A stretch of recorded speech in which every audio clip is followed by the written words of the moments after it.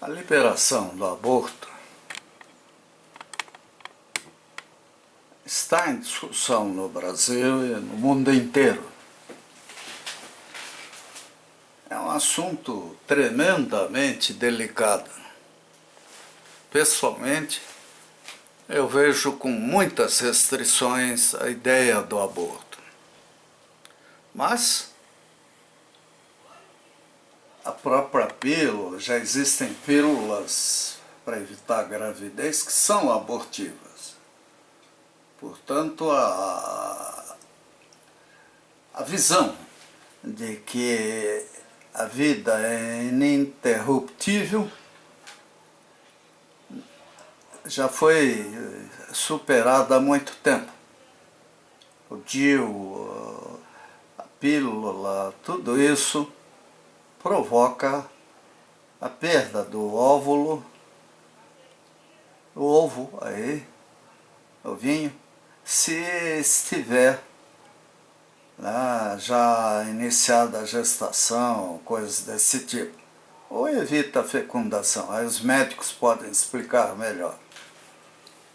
Agora, 3 meses.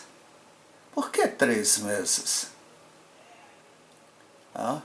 De prazo. E por que fazer o aborto gratuitamente?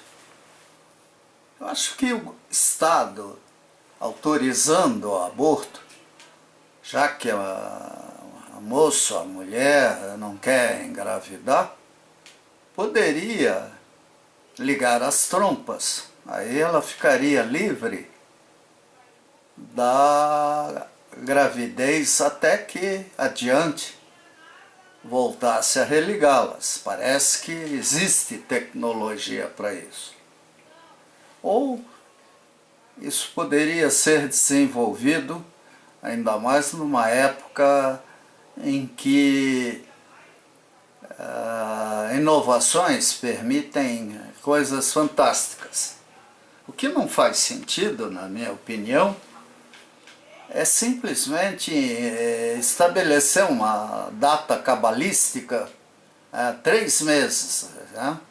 E dizer, não, antes de 3 meses pode. E qual é exatamente o direito da mulher sobre o seu corpo? Ela nasceu mulher, ela nasceu para engravidar, ela não nasceu para dançar, passear, assim como o homem nasceu para reproduzir. Então é uma questão ética complexa e que, do jeito como está colocado, eu não concordo em hipótese alguma. A favor do aborto existem soluções ou questões. Por exemplo, o livro Freakonomics, ele considera isso, né? O aborto e a criminalidade nos Estados Unidos. Isso é um problema, uma questão bem analisada pelos autores desse livro, Freakonomics, né? E que merece, isso sim, uma análise detalhada. Por quê? Porque a criança mal amada, ela é hostilizada pelos pais. Ela não é educada de forma adequada. E o que os autores do livro Freakonomics concluem, que nos Estados Unidos a liberação do aborto foi de estado a estado, é gradativa, não atingiu os Estados Unidos inteiro, mas teve uma sequência, é que 16, 17, 18 anos depois de aprovada a lei, a criminalidade caiu. E quando o aborto foi aprovado,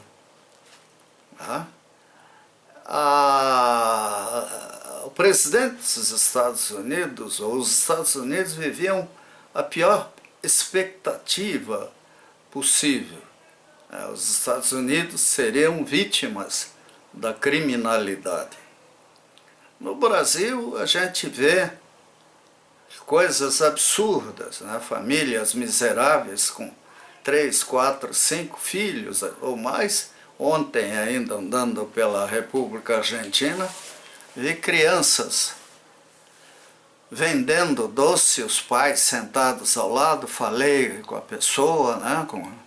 E ele disse, olha, eu tenho filhos, mas não tem creche, né? Não tem como protegê-los na comunidade em que ele vive, a favela, né?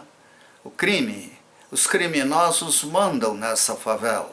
E se eu deixar essas crianças lá, elas vão ser dominadas pelos bandidos. Agora, é óbvio que pela ignorância, pela falta de educação sexual adequada e assistência, ele e a esposa estavam produzindo filhos sequencialmente. Como será o futuro dessas crianças? Qual será o futuro delas? Quem não tem filhos gosta de teorizar sobre filhos. É o caso da Igreja Católica. Infelizmente, em muitos mosteiros, sei lá como é que eles chamam, aí, de freiras, na Europa, encontraram até cemitério de fetos. A Igreja vive um período de catarse, de ajustes, que o Papa atual procura corrigir. Mas indo contra a natureza humana, ele não terá lá grandes sucessos. E achei interessante que ele se manifestou contra a pena de morte.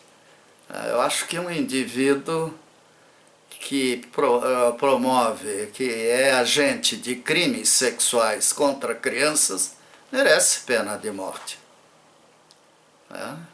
Talvez para evitar que seus padres viessem a serem enforcados, a própria igreja. Eu estou com muito talvez, né?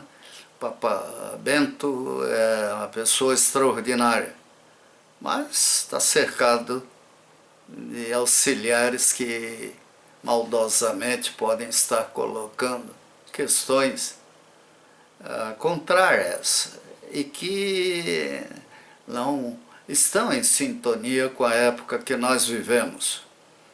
O mundo muda, as leis mudam, né? Infelizmente, algumas são degradadas, outras aprimoradas, mas há muita coisa a ser discutida. O bom é que no Brasil discute-se essa questão. E diante de estatísticas que mostram que as mulheres engravidam e têm problema. E não podia ser diferente. Nós vemos em horário nobre, durante o dia, tudo novelas, filmes, que são pólvora na cabeça do jovem, da criança. Criança nem tanto, mas o jovem com certeza. Só fico imaginando se quando eu era mais novo pudesse ver os filmes que eles mostram na TV. E novelas, eu sairia feito doido. Assim como propagandas, tudo. O sexo dá dinheiro. O sexo interessa ao marketing. O sexo vende automóvel, vende sabonete, vende tudo. Hobsbawm, inclusive, cita metade do século XIX, se não me engano, num dos seus livros, quando isso começou a ser usado intensivamente no mundo comercial. Mas o aborto é um assunto seríssimo, muito sério, e com diversas possibilidades de análise. É uma pena que às vésperas das eleições, antes das próximas eleições, quando nós teremos um novo Congresso, um novo presidente da República, esse tema talvez se decida antes, né? Por outro lado, é ótimo, parabéns ao STF pela audiência pública que promove. Agora eles deveriam chamar os autores do Freakonomics para darem palestras no Brasil, né? Assim como analisar a situação da África e de outros continentes onde a gravidez é incontrolável, está sem controle.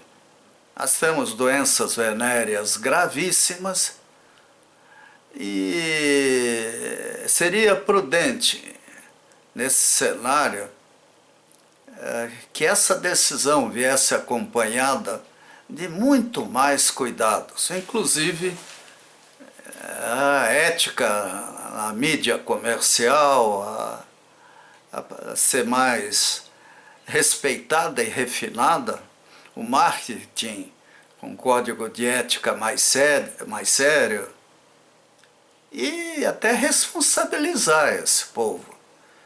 Assim como ao construir uma usina há compensações ambientais, nós precisamos de compensações sociais.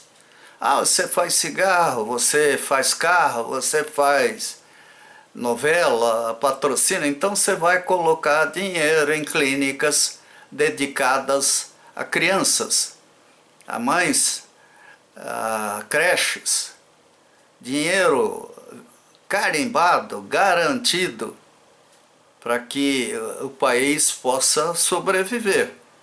Assim como, provavelmente, quem vai usar mais intensivamente o aborto é gente da classe média ou rica, né?